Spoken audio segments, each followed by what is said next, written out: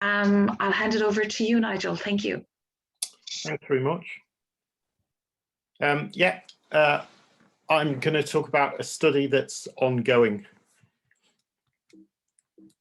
I hope, if I can get my slides to work.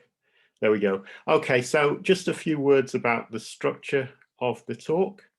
I'm going to talk about what proofreading is. I'm just going to say a few words about proofreading, especially on UK university campuses, and look at a couple of different ideas about proofreading, the good and the bad. Some people argue that proofreading is unethical. Other people see it as a form of academic literacy support. I'm going to very briefly talk about some take-home messages from previous research on proofreading, and then look to my current study and finish with the implications. So yeah, just a word at the beginning, right from the beginning. This is about proofreading of student essays for assessment. It's not about other types of proofreading, like proofreading of book manuscripts or of articles to be submitted for publication, but just about student essays for assessment. This is how I'm defining proofreading. It's exactly the same as same definition as I've used in previous work, top half of the screen, and you can see it's a very broad, all-encompassing, inclusive definition. The reason for that is because in my two previous projects, both of them found that proofreaders proofread in very different ways. Some proofread just at the level of grammar and syntax, whereas others are quite happy and willing, and indeed think it's right, to comment much more substantively on content. Therefore, if I'd adopted a narrower definition, like the one at the bottom of the screen, that just focuses on typos, that would have excluded most of the proofreaders in my study. So hence the broad definition. And the project that I'm looking at today was to see how far stakeholders at university felt proofreaders should go. So ultimately, the project should contribute to narrowing that wide definition in the context of the university. So this is just a slide just to say this shouldn't come as any surprise, I wouldn't imagine, to anyone really in the room, that proofreading, certainly in the UK, across UK campuses, is ubiquitous. We see proofreader adverts around campuses, sometimes openly, sometimes they're more surreptitious, depending on the policy the particular university has towards proofreading. There are some universities that debar it, but there are many others that don't. And even universities that do debar it, of course, they can do nothing about advertising. At my own university in Sheffield, we had a private building just a few yards away from university that had an enormous banner for proofreading. And of course, the university couldn't do anything about it because it wasn't their property. So yes, proofreading is all around us. There are two ideas, very crudely, two ideas about the ethics of proofreading that I'm going to talk about just very briefly. So there's the idea that proofreading is unethical. One of the arguments associated with this idea is that proofreaders mask writers' true proficiency. In other words, the writers are terrible, but when an essay has been proofread, the marker doesn't know the writer's, the writing is terrible, because the proofreader has disguised the writer's true ability. So you can see in Beatty's quote there, this is a piece from Times Higher Education: "Fluency can be yours for a small fee. Pay some money and get someone to make you fluent." So these are the arguments associated with proofreading as unethical. Another way of looking at proofreading is that it's a legitimate form of academic literacy. This is from a blog about proofreading, and this was a comment posted by someone who'd read the blog. I'll just let you have a read of that.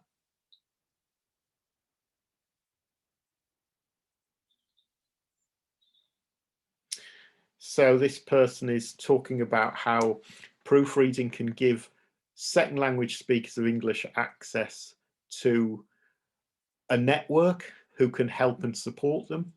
And also implicit in this comment is the fact that writing is high stakes at university. Before high stakes writing, you may take the time to let other people read your work. And this post is arguing that this is a good idea to let proofreaders look at your work and get a third pair of eyes before it goes to assessment. Okay, so this is a slide just very briefly about previous literature. I would have liked to have reviewed this in more detail, but time doesn't allow me to. So on this slide, there are two take-home messages from previous research on proofreading. The first is that different proofreaders proofread very differently and to differing degrees. So as I mentioned earlier, in both of my proofreading research projects, I found the same thing. Some proofreaders were content to restrict themselves to lighter interventions like grammar and syntax. Other proofreaders were happy to intervene much more heavily. So that's an issue. And as I say, in my current project, I wanted to find out what the different university stakeholders feel about how far proofreaders should go. Another strand in the literature that we can identify is how there's evidence there's disagreements between and among students, lecturers, and EAP tutors about how far proofreaders should go. And I've mentioned 5 studies there that all come to similar conclusions about this. Some of the research that I'm citing there were small-scale investigations with very few people. So the third point I've put on my slide is that there's a need for larger investigations and deeper investigations. Some of those studies were questionnaire-only studies, and they lack depth and they lack detail, and they couldn't tell us why people feel a certain way. So I wanted to try and fill the gap there as well. Just a point at the bottom of the slide, of course, all of this has very serious implications for policymakers who are trying to draw up proofreading policies. So coming to my current study that's ongoing at the moment, then, as you can see, again, I'm looking at 3 parties: lecturers, EAP tutors, and students on the ethics of proofreading. So here are my research questions. I'll just let you have a look at those.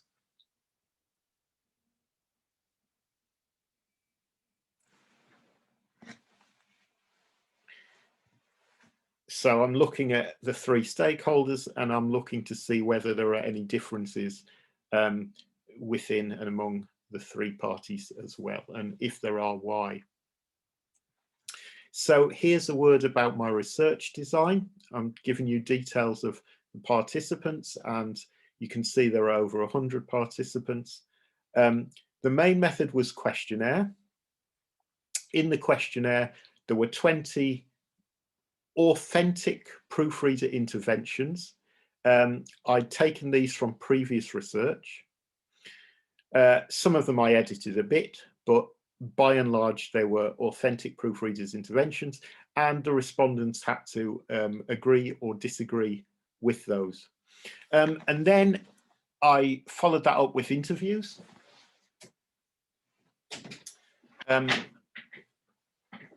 As you can see, most of the people who took part and responded to the questionnaire, most of them, 92 of them, were interviewed. And in the interview, I showed people their questionnaires and their answers. And I asked them to talk about why they'd given the answers that they had, so they were able to explain in more detail. I'll just show you an example from the questionnaire so you can see exactly the kind of thing that happened. So top left, you can see the writer's original sentence, more students, or part of the original sentence, more students should be enrolled in the experiment. Top right, you can see what the proofreader did. More students should be enrolled in the experiment, and the proofreader has added, in order to test the hypothesis more effectively. This is an example of a content intervention. It's clearly not correct in grammar or syntax. It's an addition by the proofreader, which in fact improves the review, the student writer's review of the study that she's writing about. Below that, there's a commentary where I'm just explaining to the respondent what they can see. So I've said the proofreader has inserted in order to test the hypothesis more fully. And then there's a scale below that, and respondents have to decide whether they agree with the intervention strongly or disagree, or they're unsure. And there is a free text option at the bottom there as well for them to explain why. And of course, as I say, in the interview, they were able to elaborate in much more detail to their heart's content. So I've talked about the design of the study, how I did things, who was involved. What did I find out? In a nutshell, the vast majority of participants, and this was lecturers, EAP tutors and students, the vast majority were in favour of some form of proofreading. Yeah, the vast majority. Another thing that was referenced an awful lot were assessment criteria.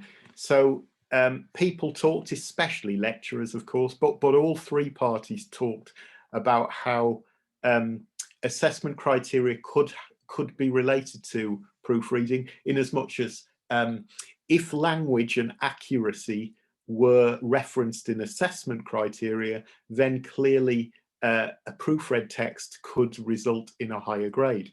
However, as you can see near the bottom of the slide, most people said, most lecturers who were marking work said linguistic correctness wasn't being assessed. And I'll show you an excerpt from an interview now to back that up.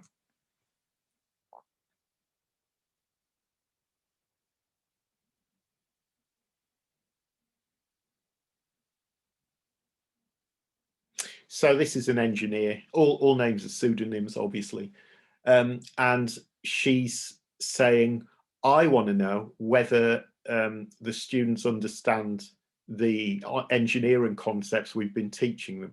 I'm not marking and I'm not giving them points for whether they can write very well in English. So she says it's not an issue for me, as long as they're just proofread for grammar and syntax.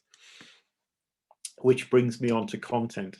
So there was less sympathy for the idea of allowing proofreaders to intervene at the level of content. I'm just going to talk a little bit about that. So another example from the questionnaire, top left is the student writer's original sentence. There are some limitations. Firstly, subjects may not have been chosen at random. Secondly, more students should be enrolled in the experiment. The proofreader, top right, this is what the proofreader's written in response to that sentence. You might want to add more detail about these limitations. For example, why is a random sample important? And why should more students have been enrolled? And again, clearly a content level intervention. Yeah. So when I showed my respondents this one, and when we talked about this one at interview, this is Andrea again.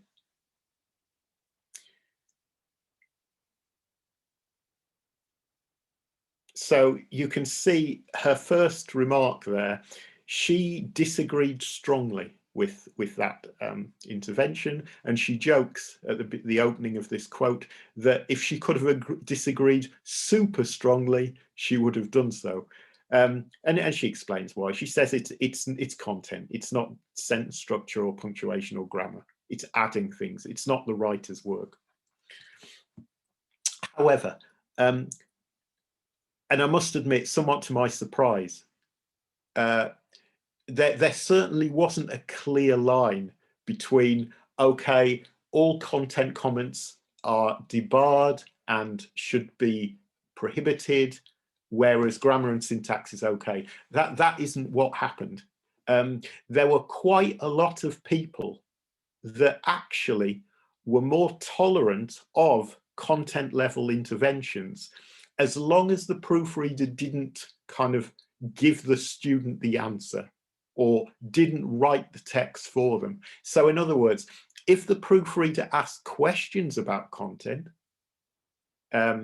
or made suggestions of a more indirect nature without exactly telling the writer what to do, there were quite a lot of respondents that were receptive to that and thought that was okay. To give you an idea, a better idea, let me show you another example from the questionnaire. The writer wrote, as a result, students in experimental group develop their grammatical and orthographic abilities much more than students in control group. The proofreader has added, how do you know? So the proofreader could be hinting at adding a reference, could be hinting that the writer needs to give more details, more evidence, something like that.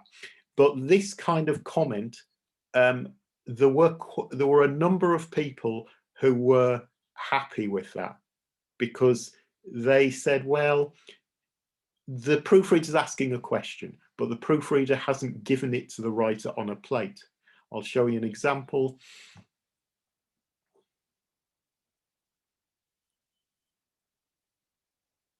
That's quite useful, Amy felt this comment to be. You're making the student think. They can ignore it if they want, they can choose to ignore it, or they can take the suggestion up and extend it further. But for Amy, it was okay because the proofreader is not doing all the work. The proofreader's giving them a push, asking them a question, and then it's up to the student. Okay, so I've given you a flavour of what I found overall. Generally, vast majority of people, vast majority, some form of proofreading is permissible. Quite a lot of people, content, comments, no, but also a sizable number of people, some content comments were okay, as long as you're not spoon feeding the writer too much. However, it would be wrong of me to pretend that there was some kind of overarching consensus and that people were all on the same page, because they weren't. There were outliers, and some people were much more tolerant of proofreading than others, and some were much less. So I'm just going to show you very quickly some interview data from two outliers. Outlier one I've called Penelope, and she is very much in favour of proofreading. Let's have a look at some data to see why.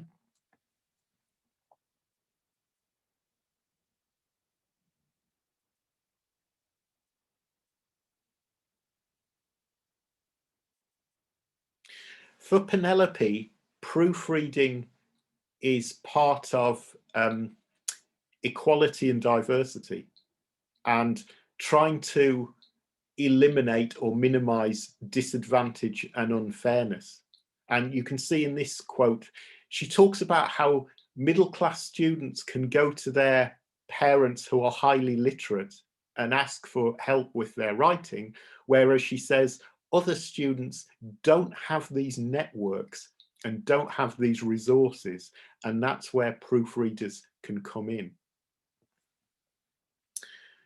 You can see in this quote, I ask her about assessment criteria, but basically Penelope does not feel that university work should be assessed on what the writer can do alone in an exam hall without any resources. Quite interesting, actually, that we heard from Avril and Peter just now about collaborative work.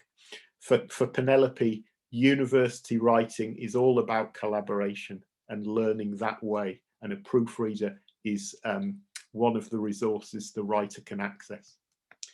The second person I'm going to talk to you about is I've called Fiona, and you can see she's got a zero tolerance view of proofreading. Let me just add that it's fascinating for me that Penelope and Fiona, in fact, are not only from the same discipline, they work in the same department, and yet they're poles apart on proofreading.